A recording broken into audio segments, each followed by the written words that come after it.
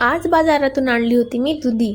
तर दुधीपासून काय बरं छान बनवता येईल, चला मी तुम्हाला दाखवते. मी इथे घेतलेला आहे मोठ्या आकाराचा बटाटा आणि त्याचं साल काढून घेतलेले आहे. एक छोटी साईजची दुधी घेऊन त्याला 2 भागात तुकडे करून चांगले साल काढून घेतलेले आहे आणि बटाट्याचे आणि दुधीचा मी किस करून घेतला आहे. तुम्ही बघू शकतात मी बारीक किसणीचा यूज करत आहे. जर तुम्हाला जाड हवं असेल तर तुम्ही जाड किसणी यूज करू शकतात. इथे दुधीचा आणि बटाट्याचा किस रेडी आहे. दुधीच्या किसमधून दोघे हाताने दाबून त्यातलं पाणी हे वेगळं करायचं आहे. बघू शकता अशा पद्धतीने तुम्ही पाणी वेगळं करू शकतात. सेम बटाट्यामधीलही पाणी तुम्ही वेगळं करून घ्या.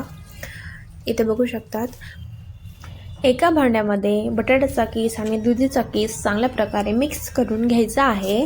त्यानंतर इथे आपल्याला लागणार आहे 1 वाटी गव्हाचं पीठ, 4 चमचे बेसनाचं पीठ. यात तुम्ही ज्वारीचं किंवा बाजरीचं पीठ देखील तुम्ही घालू शकतात. त्यानंतर आता मिक्सीच्या जारमध्ये मी घेतलेले आहे 10 ते 12 लसणाच्या पाकळ्या, 3 ते 4 हिरवी मिरची, त्याची पेस्ट करून मी या पिठामध्ये मिक्स करून घेतलेली आहे. त्यानंतर चिली फ्लेक्स जर आवडत असेल तर तुम्ही त्यात घालू शकतात, हा ऑप्शनल आहे.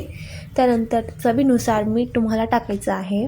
1 चमचा हळद, 1 चमचा लाल तिखट पावडर आणि 1 चमचा धण्याचं पूड आणि कोथिंबीर टाकून हे मिक्सचर चांगलं मिक्स करा. हवं तसं पाणी टाकून हवं तसं पातळ बनवू शकतात.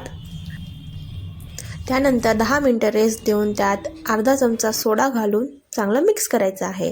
इकडे तवाही आपला गरम झालेला आहे. तव्याला चांगलं तेलाने ग्रीस करून झाल्यानंतर त्यात हे मिश्रण चांगल्या प्रकारे डोस्यासारखं पसरवून घ्यायचं आहे. अगदी बारीक पद्धतीने तुम्ही हे हळूवार हाताने हे पसरवू शकतात. तर चांगल्या रीतीने याचे काठ देखील दाबून घ्यायचे आहेत. चारी बाजूने हा व्यवस्थित चांगला पसरवून झाला की त्यात कडेने तेल सोडायचे आहे. तेल सोडून झाल्यावर तुम्ही याला 5 मिनटं बारीक फ्लेमवर झाकून देखील ठेवू शकतात. 5 मिनटं याला बारीक फ्लेमवर होऊ द्यायचं आहे. त्यानंतर तुम्ही बघू शकतात हा एका बाजूने व्यवस्थित झालेला आहे. आता आपण याला पलटूया. पलटल्यानंतर त्याला दुसऱ्या बाजूने सुद्धा व्यवस्थित शिजू द्या. त्यानंतर हा खायला अगदी रेडी आहे. कोणाला कळणारही नाही हा तुम्ही दुधीपासून बनवला आहे. आवडल्या असल्यास लाईक करा, सबस्क्राईब करा.